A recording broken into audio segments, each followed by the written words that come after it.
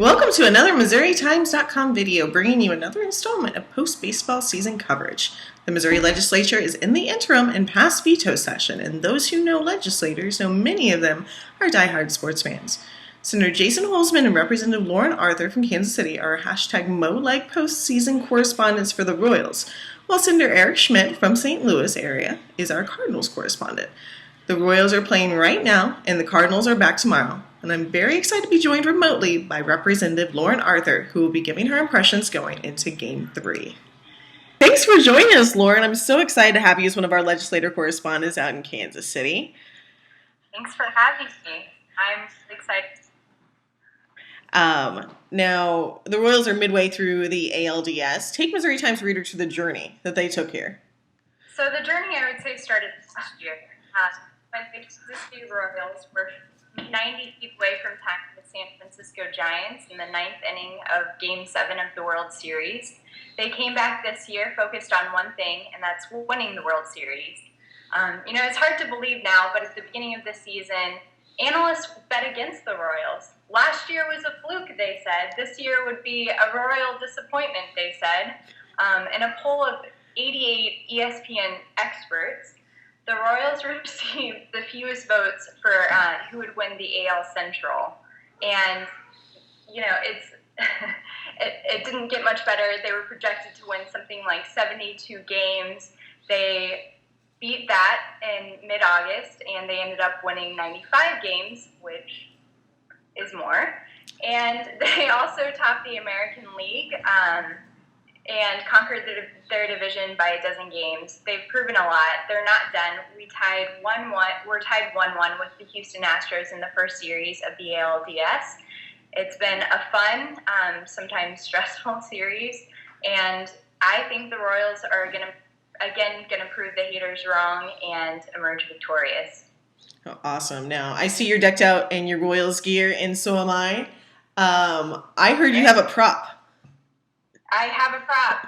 This, I don't know if you can see it, is older than I am. It's from the 1985 World Series, and I think it's a good luck charm. We put it on display proudly in our household, and it's a cherished object here.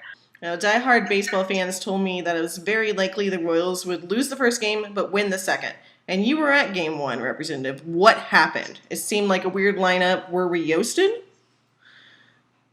I would argue that the problem with Game 1 was that I was there. So I'm 0 for 2 in postseason games this year and last, and I promise I'll accept responsibility, do my part, and not go to any more postseason games. But most people just said that the Royals were flat, and I think that's a pretty fair assessment. Ventura struggled early in the game. There was a rain delay, and that slowed momentum. Young came in, and he did a great job pitching, but the Royals' offense lacked. They hit the ball hard. Luck was not on their side, and they just weren't able to get that rally. It seemed like luck was on the Royals' side for Game 2. Was it strategy or was it luck? Well, the Royals are a funny team, and they get real satisfaction from finding opportunities in these desperate moments and situations. They had an early three-run deficit, but they came back to tie the game in the sixth inning with 2 runs on an RBI single from Hosmer, which was by all accounts just one of the ugliest hits in the history of baseball. They also had a bases-loaded walk with Perez, and they used luck to their advantage. They came out with the win. And, of course, this is the second playoffs the Royals have been to in the last 30 years, and the second playoffs we've been to in our lifetime. How's the climate change in Kansas City? Well, it's an exciting and fun time to live in Kansas City for a lot of reasons. But we are a baseball town, and we've waited for any excuse to get excited about baseball again.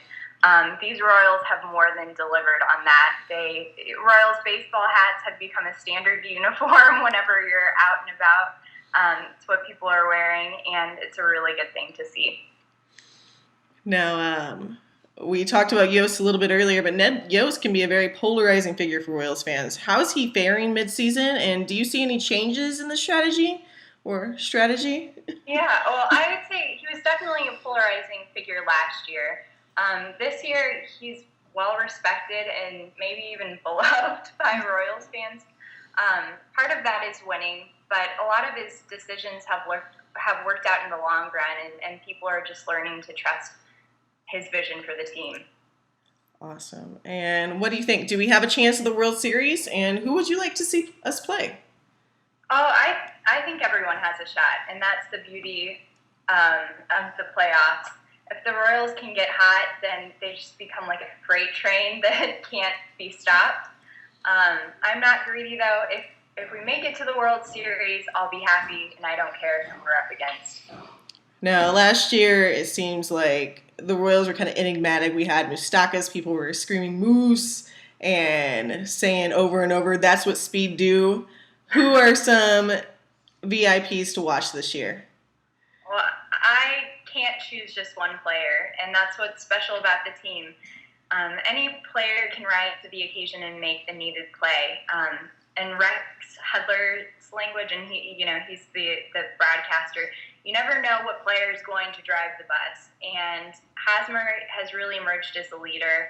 Perez has so much fun playing that it's impossible to not have fun watching him. Morales and Zobrist had a great first game and just hit the heck out of the baseball. Lorenzo Cain catches anything. We have a superhuman bullpen, and we've got incredible speed with Dyson and Gore. Now, what are some other... Oh, sorry. Choose one. They're all so special, unique, and step up as leaders when the time is right. Now, what are some general things people watching the postseason should look for in the Royals? I think, the Royals are out there. They have great energy. They have great chemistry, and they're having fun, and that makes it fun for everyone else to watch as well.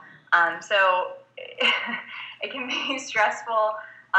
You can pull your hair out watching them, not knowing what's going to happen next, but they make the impossible possible. Awesome. Thank you for joining. Bandwagon, everyone.